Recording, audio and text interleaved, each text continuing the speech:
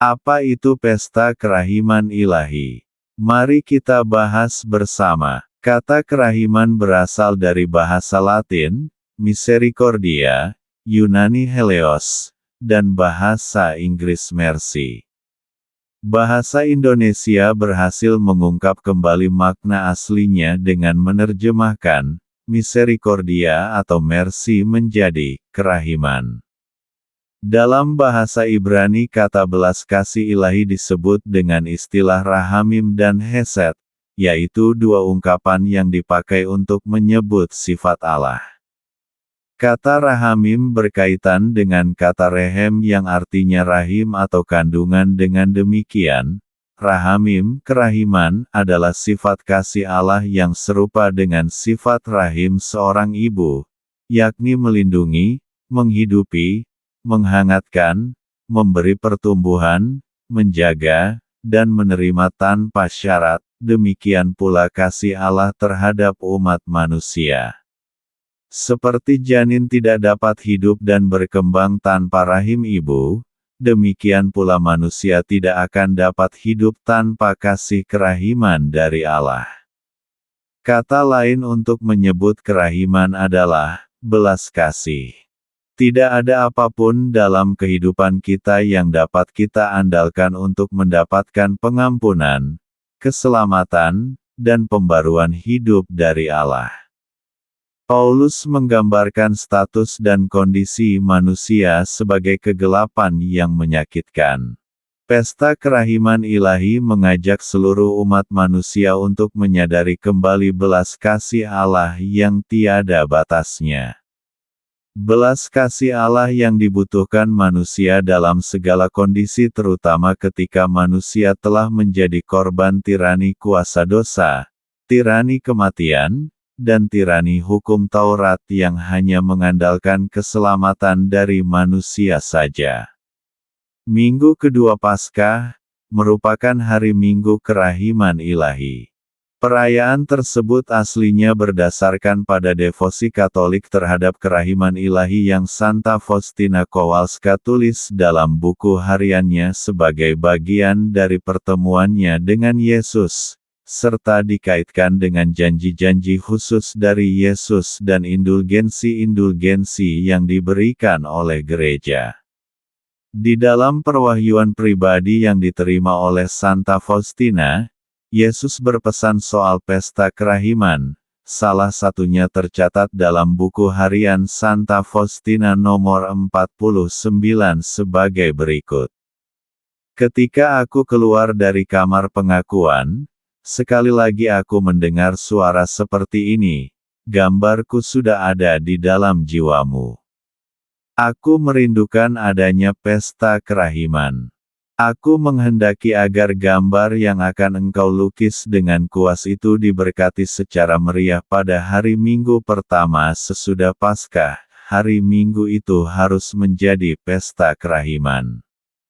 Permintaan ini disampaikan oleh Yesus kepada Santa Faustina dari Polandia pada penampakannya tanggal 22 Februari tahun 1931. Saat Paus Yohanes Paulus II menjabat, permintaan Yesus ini baru terwujud tepatnya pada tanggal 30 April tahun 2000 bertepatan Santa Faustina dinyatakan kudus, Rasul Kerahiman Ilahi.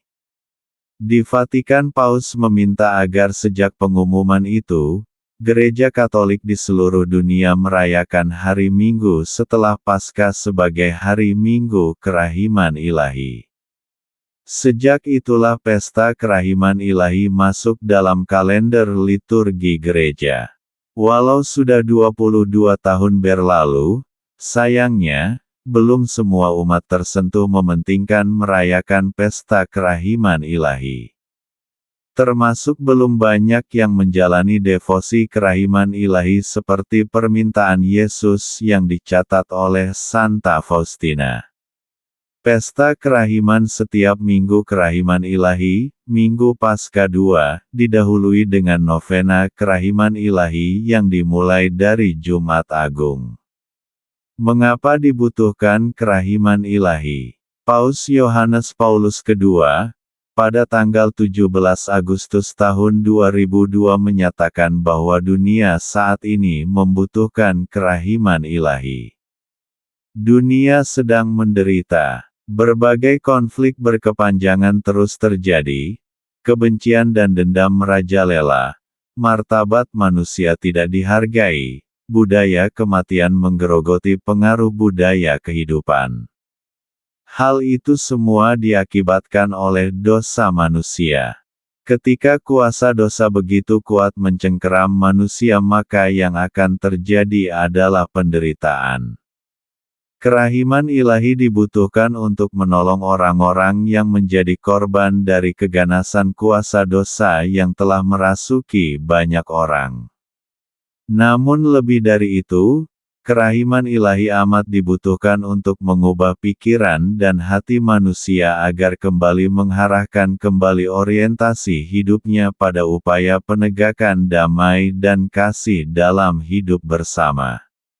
Dengan kata lain, kerahiman ilahi sungguh dibutuhkan mengubah suasana penghancuran menjadi suasana pendamaian serta kasih. Dalam kondisi tanpa harapan itulah belas kasih atau kerahiman Allah mutlak dibutuhkan agar manusia dapat dipandang layak untuk menerima anugerah keselamatan. Oleh karena itu devosi kerahiman ilahi mengajak semua umat beriman untuk menghayati ABC kerahiman, yaitu A. Ask for His mercy. Memohon belas kasih Allah. Tuhan menghendaki kita datang kepadanya dalam doa secara terus-menerus, menyesali dosa-dosa kita dan mohon kepadanya untuk mencurahkan belas kasih-Nya atas kita dan atas dunia. B.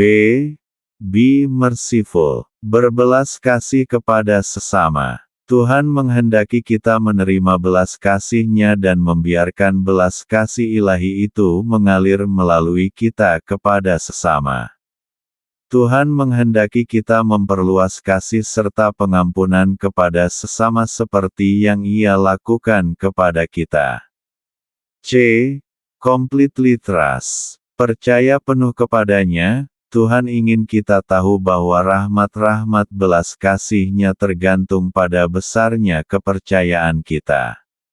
Semakin kita percaya kepadanya, semakin berlimpah rahmat yang kita terima. Pesta Kerahiman Ilahi dipersiapkan dengan novena Kerahiman Ilahi yang dimulai pada hari Jumat Agung, peringatan wafat Yesus.